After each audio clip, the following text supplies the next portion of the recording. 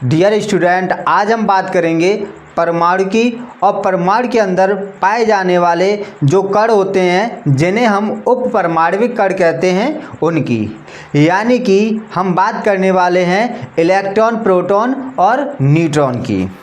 तो सबसे पहले हम समझते हैं कि परमाणु क्या होता है। परमाणु, जिसे हम इंग्लिश में एटॉम बोलते हैं, इसके लिए आप डेफिनेशन क्या देंगे? वैसे हम एक वीडियो में इसे बता चुके हैं, फिर भी वह दोबारा बता देते हैं। परमाणु जो होता है यह अति सूक्ष्म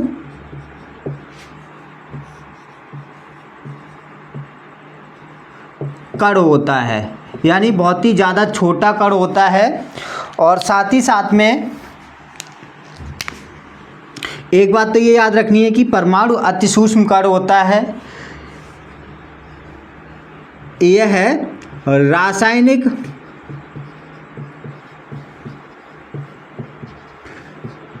क्रिया में भाग लेता है। तो रासायनिक क्रिया जो होती है वो किसकी वजह से होती है? परमाणु की वजह से। तीसरा पॉइंट, यह स्वतंत्र नहीं रह सकता है।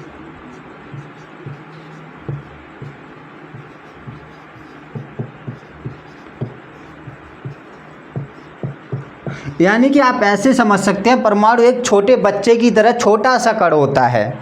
जैसे कि एक छोटा बच्चा होता है जिसे हम छोटा बोलते हैं, मतलब छोटा है तो छोटा है, ऐसे करके जो परमाणु है वो भी अति सूक्ष्म कण यानी छोटा सा कण है।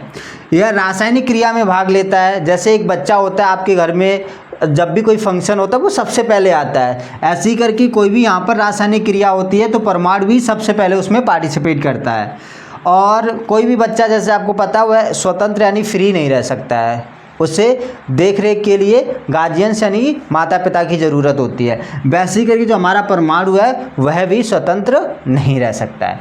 तो ये 3 पॉइंट हैं जो आपको ध्यान में रखने हैं कि परमाणु बहुत छोटा कण होता है, यह रासायनिक क्रिया में भाग लेता है और साथ ही साथ में यह स्वतंत्र नहीं रह सकता है। अब हम बात करते हैं कि जो हमारे पास में ये परमाणु है ना, ये परमाणु बनता किससे है।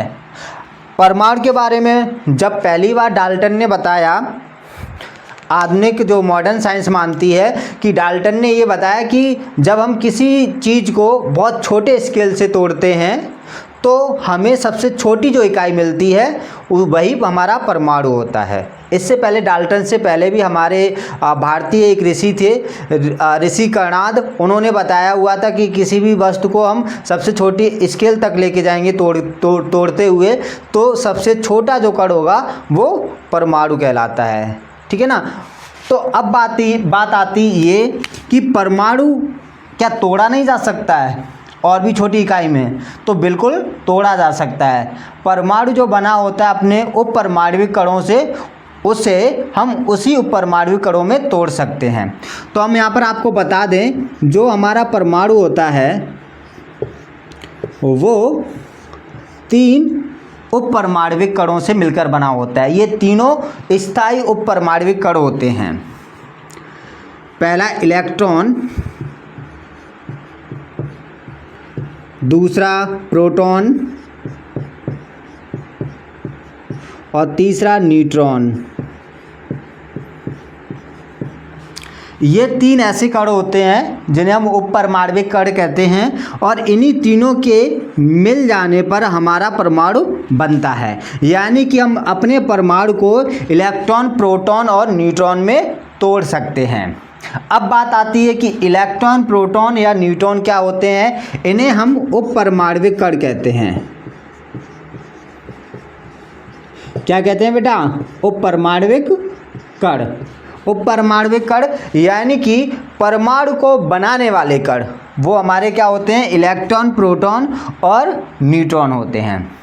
अब बात आती है कि इलेक्ट्रॉन, प्रोटॉन और न्यूट्रॉन के बारे में किसने बताया, यानी कि इसकी खोज किसने करी। तो इलेक्ट्रॉन की जो खोज करी थी वो करी थी हमारे थॉमसन ने, जिन्हें हम थॉमसन बोलते हैं या थॉमसन भी बोलते हैं, उन्होंने। प्रोटॉन की खोज जो करी थी रदरफोर्ड ने।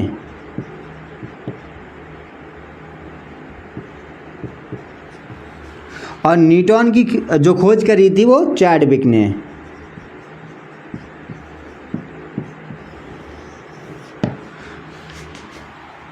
इस चीज़ को आप याद ऐसे रख सकते हैं, ईंट पर नाच। तो ई फॉर इलेक्ट्रॉन हो गया, ई फॉर क्या हो गया, इलेक्ट्रॉन, और टा फॉर हो गया हमारा थॉमसन या थॉमसन। उपपरमाण्विक कण का नाम, खोजकर्ता का नाम। तो ये उपपरमाण्विक कण है ना, ये खोजकर्ता हैं। ऐसे ही करके ये हमारा पास से प्रोटॉन हो गया, प्रोटॉन, और रा से क्या हो गया हमारा रदरफोर्ड। यानी कि प्रोटॉन की खोज किसने करी थी, रदरफोर्ड ने। और यहाँ पर ना फॉर हो गया न्यूट्रॉन, और चा फोर क्या हो गया, चैडविक। तो इस तरीके से आपको याद रहेंगे कि इलेक्ट्रॉन, प्रोटॉन और न्यूट्रॉन ये होते क्या हैं, उपपरमाण्विक कण होते हैं, और इनकी खोज के लिए अलग अलग वैज्ञानिक रिस्पॉन्सिबल थे, मतलब अलग अलग वैज्ञानिकों द्वारा इनकी खोज करी गई थी। क्लियर है बात। और अब हम बात कर लेते हैं कि इलेक्ट्रॉन, प्रोटॉन और न्यूट्रॉन किस तरीके से एक परमाणु के अंदर व्यवस्थित रहते हैं। उसके लिए हम इसे थोड़ा हटाएंगे, फिर हम तुम्हें एक ग्राफ के द्वारा या एक चित्र के द्वारा समझाएंगे कि ये उपपरमाण्विक कण किस तरीके से परमाणु के अंदर व्यवस्थित रहते हैं। चलिए अब हम समझ लेते हैं कि परमाणु के अंदर जो उपपरमाण्विक कण यानी इलेक्ट्रॉन, प्रोटॉन और न्यूट्रॉन होते हैं वो किस तरीके से रहते हैं। तो इलेक्ट्रॉन, प्रोटॉन और न्यूट्रॉन, भाई गोला सही बना नहीं यार, दोबारा बनाते हैं ना। ये हमारा हो गया परमाणु। अब परमाणु के अंदर ये हमारा क्या हो गया, परमाणु। अब इस परमाणु के अंदर इलेक्ट्रॉन, प्रोटॉन और न्यूट्रॉन रहते हैं। तो इलेक्ट्रॉन, प्रोटॉन और न्यूट्रॉन का जो घर होता है वो क्या होता है, परमाणु होता है। अब देखो इस पूरे एरिया में, भाई कोला यार मज़ेदार नहीं बन रहा है, फिर भी पूरे इस एरिया में जो सेंटर होता है, क्या होता है, सेंटर। इस सेंटर पर आपके जो रहते हैं वो रहते हैं न्यूट्रॉन और प्रोटॉन। न्यूट्रॉन और प्रोटॉन कहाँ रहते हैं, सेंटर पे। और इस सेंटर का जो नाम होता है वो होता है नाभिक। क्या होता है बेटा, नाभिक, है ना।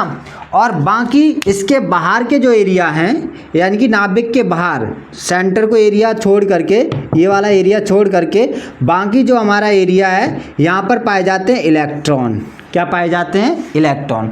तो इलेक्ट्रॉन के लिए आप कह सकते हैं कि इलेक्ट्रॉन जो है नाभिक के बाहर रहते हैं, और न्यूट्रॉन व प्रोटॉन जो होते हैं वो हमारे नाभिक में रहते हैं।